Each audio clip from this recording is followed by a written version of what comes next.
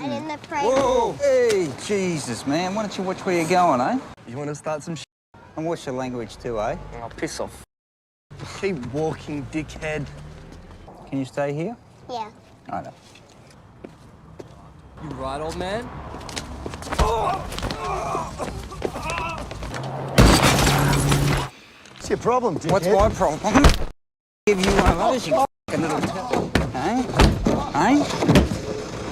The movie begins with the introduction of our main character, Ray, who is also the story's central protagonist.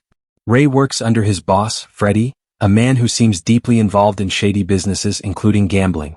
At the start, Ray has a tense meeting with Maddie, one of Freddie's close associates. I got Maddie. Freddie. Yep. Duff, I'm sorry, mate. Okay, thanks, Freddie. Yeah, mate. Next time Freddie tells you to do something, mate, just do it, huh? I know. This sudden act shows both Ray's ruthless nature and his determination to maintain control. Later that night, Ray goes to meet Freddie at a nightclub to collect the money he is owed for a previous job. Unfortunately, Freddie doesn't have the cash at the moment, most likely because he lost it in one of his reckless gambling sessions. Instead of paying him directly, Freddie offers Ray a different opportunity. He tells him to collect $10,000 from a man who owes him a debt and says Ray can keep the entire amount as his own. Ray, however, doesn't take Freddie's words without adding his own terms. He calmly tells his boss that if he is going to handle the collection, he deserves an additional $1,000 as payment for his effort. Freddie agrees to this deal and assigns one of his men, Nick, to accompany Ray and make sure the money is collected without issue. The two men then drive to a place called Ashfield to find the debtor, an older man named Terry. Who the you? I'll give the money, okay? I'll get it at the end of the week. No, now. I don't have it. Please, sorry. Mate, don't. How long you been married, Terry? 12 years? There's a couple of hundred in here. I can go to the ATM and get some. You live in Kirribilli. You stay here with him, mate, all right? Where are you going? I'm going to Kirribilli. No, look, My job's to make you sorry you didn't pay when you had the chance. I've got the money. Yeah? I just have to go get it, okay? You don't want to keep this, do you? The next day, Ray takes a quieter moment for himself and is seen walking his dog in the park. There, he crosses paths with a woman named Ally, who is also walking her dog. The two strike up a light, casual conversation, and it is clear that they feel an attraction toward each other. I'm Ali, by the way. Ray? Ray. Nice to meet you. Nice to meet you too. But I probably should get back to... Get on Sorry, with it. get back to it. Yeah, it's important work. See you later. Come on. Oh, yeah, I'll catch you around. Come on. There. Gotcha. Ray visits his young daughter Brittany, who currently lives with his ex-wife Justinta. Despite the separation, Ray makes an effort to spend time with his child. He even takes Brittany to see his brother Bruce, who she affectionately calls Uncle Bruce. Bruce is warm and loving toward Brittany, often spoiling her with gifts, which shows how much he cares for her. I think I got this for you. Thank you. I've seen it, it's pretty good. Is it? It's your kind of film. Yeah, it's up my alley. Yeah, come on. So how you feeling? Fantastic. Anything happening in the cheeks department? Ladies love it. As soon as I tell them I've got MND. While Ray is on guard duty at a nightclub, his best friend Gary shows up to talk. Gary confesses that he has gotten himself into trouble at home. Tat found one of me pornos, and I told her it was yours. I need you to come back and apologise to her. For what? For leaving the porno at my joint. Come on, man. I'll owe you. Can we go now? Mate, I'm working. Dude, relax. It's a porno. Yeah, I Fucking know. hell. She's just fucking... Huh? Ray arrives at Gary's home and nervously admits to Tatiana that the DVDs are his. Tatiana scolds him and hands the DVDs back, clearly unimpressed. Ray later throws them in the trash. But once he is out of trouble, Gary secretly retrieves them from the garbage and sneaks it into his garage without his wife noticing. The following day, Ray spends time with Brittany in the city. While walking, two rude teenage boys bump into Brittany. And in the prey. Whoa! Hey, Jesus, man. Why don't you watch where you get... Yeah. Right. Keep walking, dickhead. I'll get it off him later, all right? Okay. Ray keeps his cool for the moment and takes his daughter back to the car. However, when he later spots the boys again, his anger boils over. He tells Brittany to stay inside the car, pretending he is just going to buy a newspaper. Right, old man?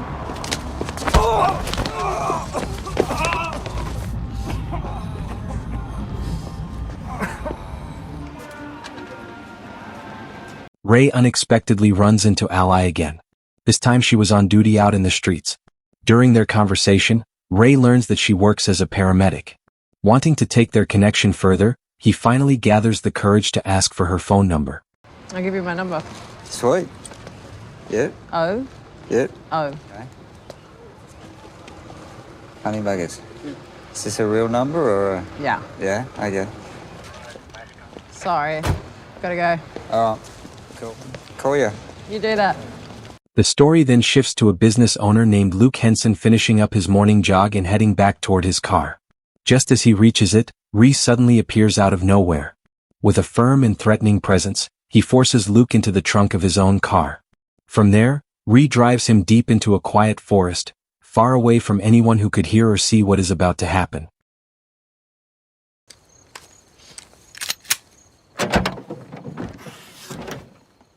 Let's go. You got the wrong guy, all right? You're Luke Hanson, aren't you? Dig. Have you got kids? Huh? Can you just not bury me? I gotta bury you, mate. No, so they won't... Can I leave a note? Can I just leave a note?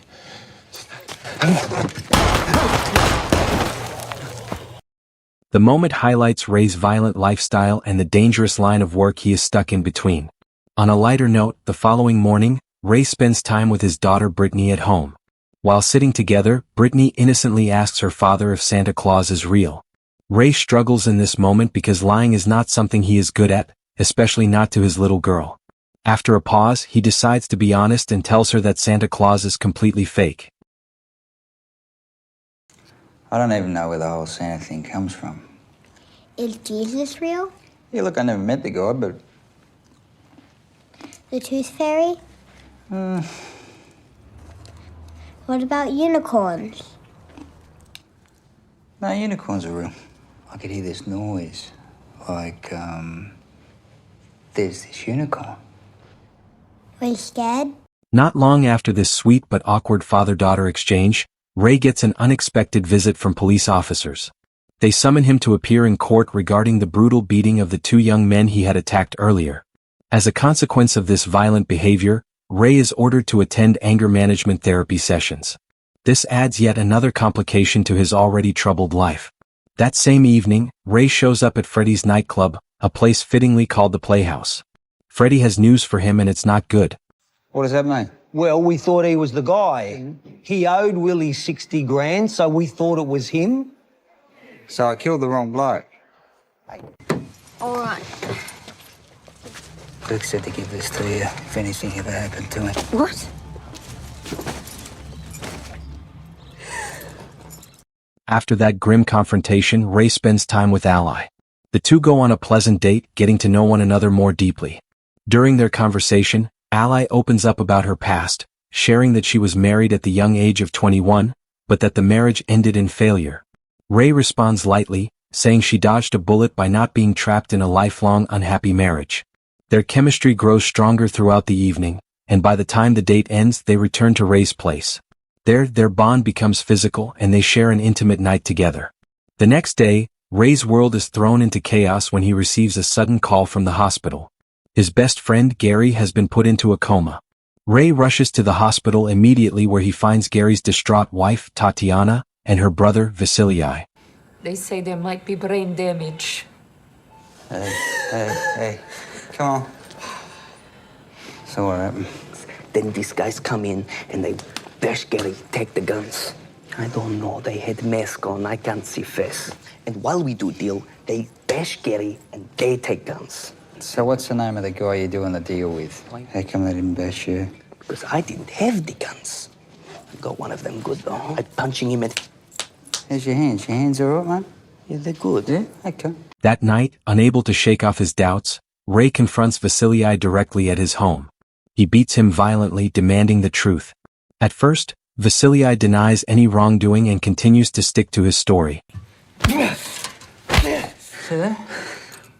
Huh? That's what your hand should look like. But everything else is true. I swear on life of my family. Ray, I'm Gary, brother-in-law. I'm gonna cut your dick off. You're gonna spend the rest of your life walking around with a stub where your cock used to be. Terrified by the threats, Vasily finally gives in. He admits that he and his partner Hassan had deliberately set Gary up. However, they hadn't expected the ambush to go so far or that Gary would be beaten so severely. Enraged by this betrayal, Ray forces Vasily to call Hassan to arrange a meeting. When Hassan shows up, Ray immediately pulls a gun on him. Well, start talking. It was Vasily's idea in the first place. He came to me a couple of days ago, said we should rip him off. But your friends got some balls and he put up a good fight, you know. They got names? If I tell you, will you kill them?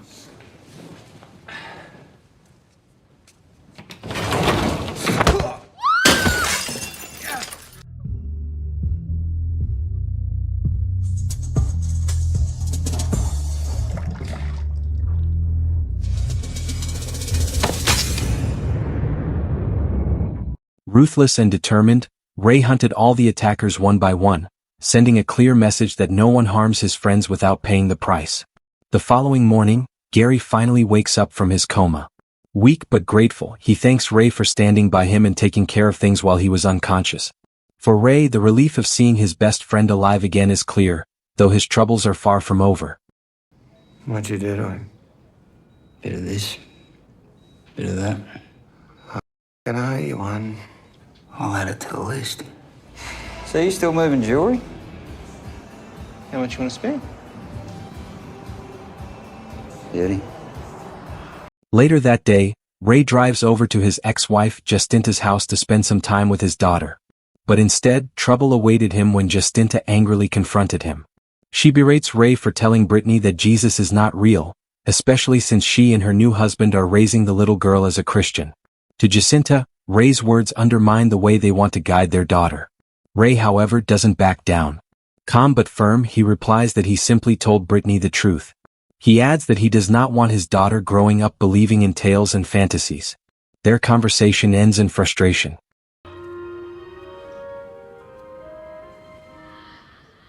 Matches your own. Finished. Beautiful.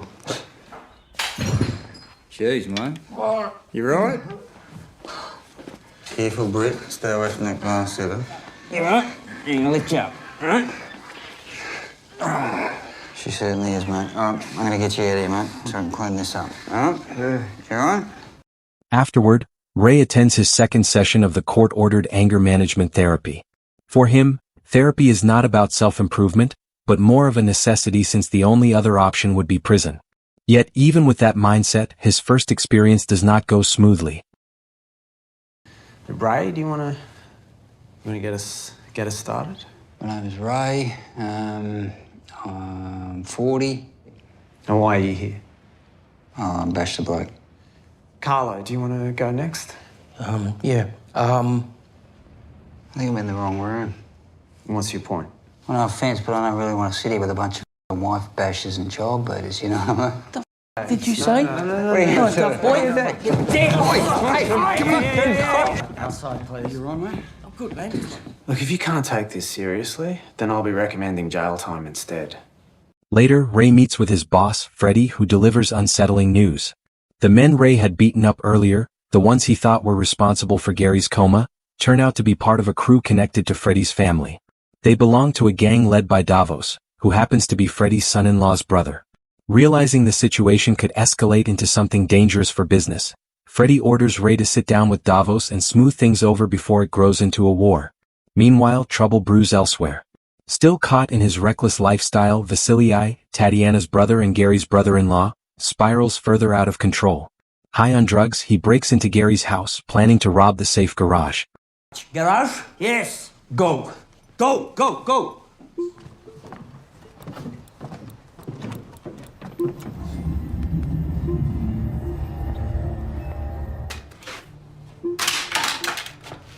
Open it. I don't know the combination.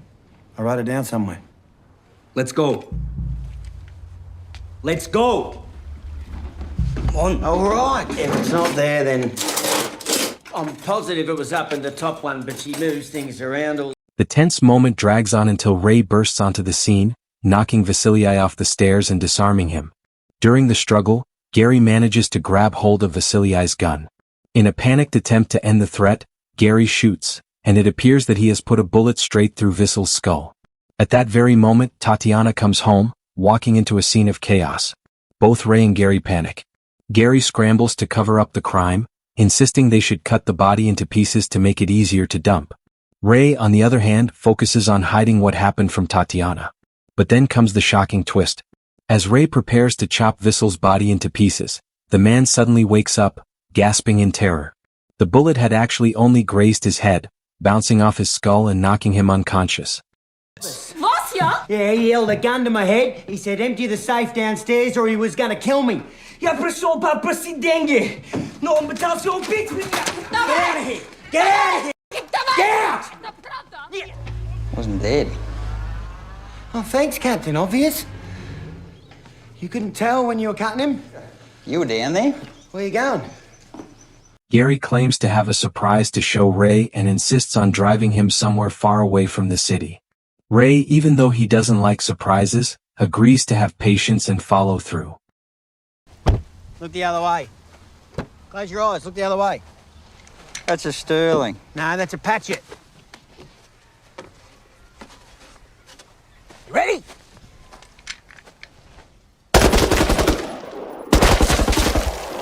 That night, Ray finally attends a meeting arranged by his boss, Freddy.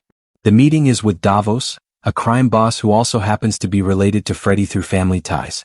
Ray had previously beaten up some of Davos's men, and this sit-down is meant to ease the tension. However, from the moment it begins, things don't go smoothly. Davos refuses to even shake Ray's hand, immediately showing disrespect. Respect is something Ray values above all else. So how is your friend? Been better. No hard feelings. Well, I'm afraid there are hard feelings. Are there? You can't go around bashing my guys. But your guys can go around bashing my friends, can they? I would have put them in the hospital myself. Did you know Freddie and I are family? He does now. Come on, get up. Get up there. You just keep your guys in line, mate, okay? Ray shows a much softer side when it comes to his daughter Brittany. No matter how dangerous his own life gets, Ray always makes time for her. He attends her school games and spends quality moments with her. Later, Ray and Ally go out shopping at a local supermarket. Everything seems normal until they return to the parking lot. As Ray tries to back his car out of the parking space, two men deliberately block his way. What's your problem, dickhead? What's my problem? Give you one of those, you f***ing little Hey? Hey?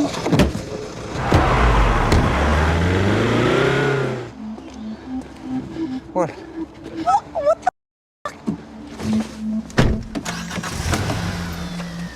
At home, when Sally confronts Ray about what happened, he calmly defends himself. He tells her that he was simply doing society a favor by punishing men who act like bullies. In his eyes, violence is not only natural, but also necessary when dealing with people who abuse others. Ally, however, is left shaken, unsure of how to feel about the man she is falling for. The next day, Ray is at an anger management support group session, which he is burdened to stay at. If you had to guess, how many people would you say that you've assaulted? Oh, it depends. If you respect me, I respect you. You know, if you don't, we got a problem. Yeah, so, I was walking down the street with my daughter and... Bashed him while your daughter was just standing there. Okay, well, how did you feel afterwards, after it all happened? Fine. You know, if I hit somebody, I generally got a pretty good reason. The world is full of assholes, Ray. You do realise that? Yeah, and you know why? Because people let them get away with it. So in your mind, you've done society a favour. Well, I guess on behalf of society, I should say thank you. It's about time. Oh, sorry. G'day, mate. Hi. Hello, Brittany. I'm Ali. Nice to meet you. Nice to meet you too. Do you want to come see my room? Sure, I'd love to. Lead the way. How she ended up with you? Did you do that? Yeah. Are you gonna marry my dad? That night, Ray's suspicions are proven correct when he notices Davos's men parked near his house, clearly keeping him under surveillance with their boss's order. Instead of avoiding them, Ray decides to take control of the situation. He cleverly lures the men into a remote and abandoned industrial area. The location is perfect, quiet, isolated, and far from anyone who might intervene. When Ray arrives at the old factory, he prepares himself carefully. He straps on a bulletproof vest and arms himself with the patch submachine gun. Calm, collected, and ready for battle, Ray positions himself for the incoming fight.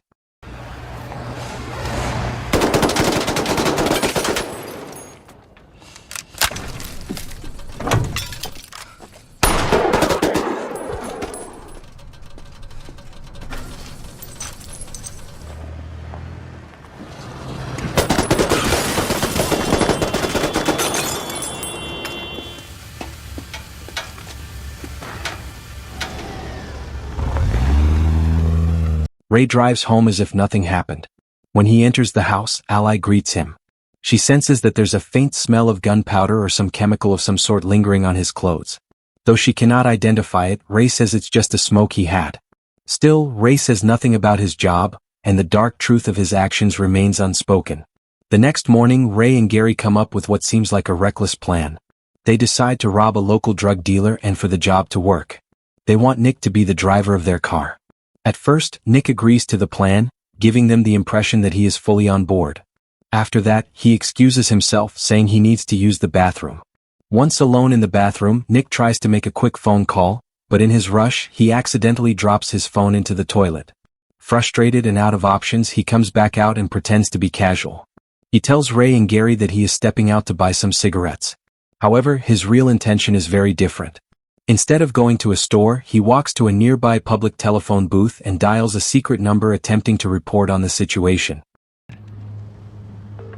Detective Robert. So, Jack or a dog? Jack. We got a problem. One of us is a cop. What's the matter, mate? You look a bit worried. Go for a drive. Good idea. After you, mate. Ray and Gary quickly get him into their car and drive out to a remote wilderness area, unsure of what to do next. Gary doesn't want to get involved in violence, so the decision falls entirely on Ray. For a while, it seems like Nick's life could end right there. But Ray, thinking things through, chooses not to kill him. He reasons that murdering a police officer will only bring him endless trouble, especially since Nick has not actually caught him doing anything too serious yet. In the end, Ray decides to let Nick go free, sparing his life. Ray, what's going on, mate? Not much. I haven't seen Nick, have you? No, he's probably just busy. What are you talking about? Me and a mate were going to do a job with him last night. We caught him trying to tip off his buddies. He's a cop? Yes, he's a cop. Thank you. I owe you big time, my friend. Not long after, Ray's problems take a sharp turn when he is suddenly ambushed and kidnapped by two professional hitmen named Dave and Bobby. These men have been hired by Davos, who wants Ray eliminated. They take him under their control, ready to carry out their job. But Ray is clever and refuses to give up so easily. He uses his quick thinking to buy himself some time. Calmly, he tells Dave and Bobby that he has a strong box hidden in a secret location. According to him, this box holds more money than whatever payment they are getting from Davos for killing him. The idea immediately grabs their attention. But where is it then? Other side of the Blue Mountains, eh? Might as well go get it, eh? So what, we go get the money, we let you go raise that in? Bobby, get out of the car. What you going away? What? Not in there, you moron. So you want to go and get the money? Yeah, I want to go get the money. To be there. You just tell Davros that we run out of petrol. Yeah, nah. The two hitmen, greedy for the money, decide they will take the cash for themselves, but still hand Ray over to Davos afterward. They pretend to go along with Ray's story, thinking they are outsmarting him. Ray then leads them to the location of the strong box. Once they arrive, he tells them the box is real, but claims he cannot remember the combination to open it. Playing the situation carefully, he suggests they go buy a gas-cutting torch from a hardware store to break it open. Dave and Bobby agree to the idea but don't fully trust him. They force Ray to sit locked inside the trunk of their car while they drive to the nearest hardware shop. Once they arrive, Dave gets out and goes inside the store to purchase the cutting torch. Meanwhile, Bobby, feeling relaxed, leaves Ray in the trunk and walks off to buy himself a pack of cigarettes. How much? 119. Oh, keep the change. Where's the car, Dave? I just went and got... I told you to stay in the car.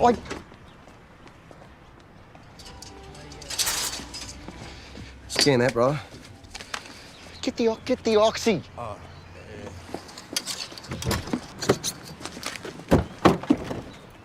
Get in the car!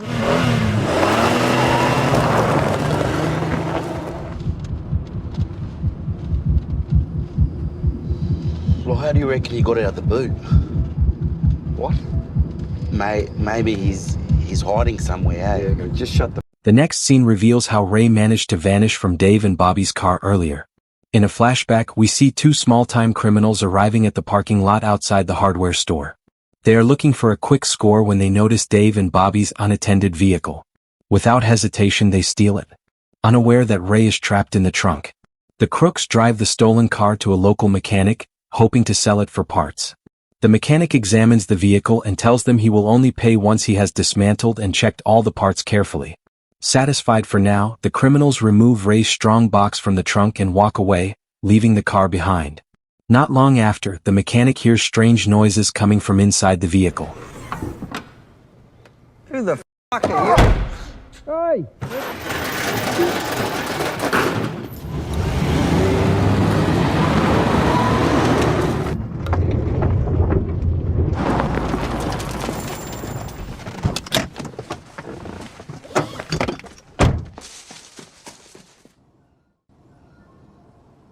After several desperate attempts, Ray finally manages to break free from the trunk.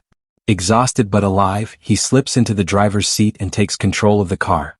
Hungry and disoriented, he eventually drives to a nearby takeaway restaurant. Inside, Ray comes face to face with the very same petty criminals who had stolen the car earlier. He noticed them because his phone rang in their hands. To his shock, he also noticed they have his strong box with them. Quietly, he follows them outside, waiting for the right moment.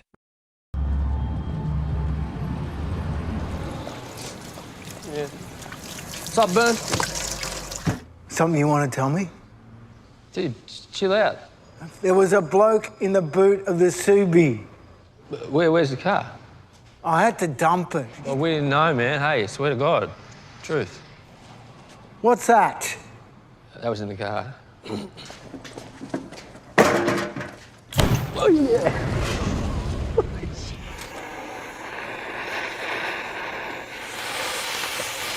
Customer. You right there, mate? You got out of the boot. No thanks to you. Yours? Those two idiots stole the suit, brought it here. Want some more? It's outside the hardware, man. Outside the... Can I have my phone, please? Yeah.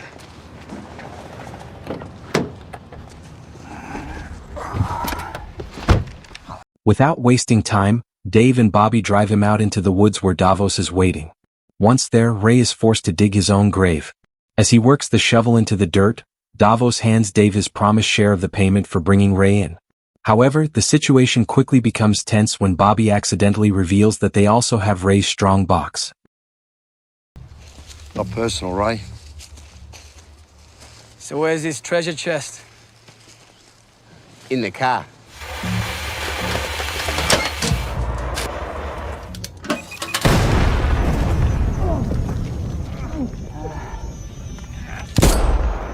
Acting fast, Ray takes advantage of the chaos. Dave, however, is spared. Instead of ending his life, Ray chooses to let him go. The reason becomes clear in their brief conversation afterward. Dave and Ray come from the same kind of rough background, both shaped by hardship. Dave admits that he only took this job because he needed money to care for his family. His wife is expecting a baby boy soon, and he is desperate to provide for them. Out of respect for his honesty and situation, Ray allows Dave to walk free. In the closing scene, Ray digs graves for the dead bodies scattered. Meanwhile, he receives a phone call from Ally. Are you still coming round? Yeah. I just got some work shit to do though, so... Alright, I'll see you in a bit, eh? Yeah. Drained by the chaos, Ray stands between two worlds. One tied to family and friendship, the other shaped by violence and lies. His work forces him to deceive Ally and his daughter, even as his heart longs for peace. Yet once again he survives the impossible, burdened by the shadow of his brutal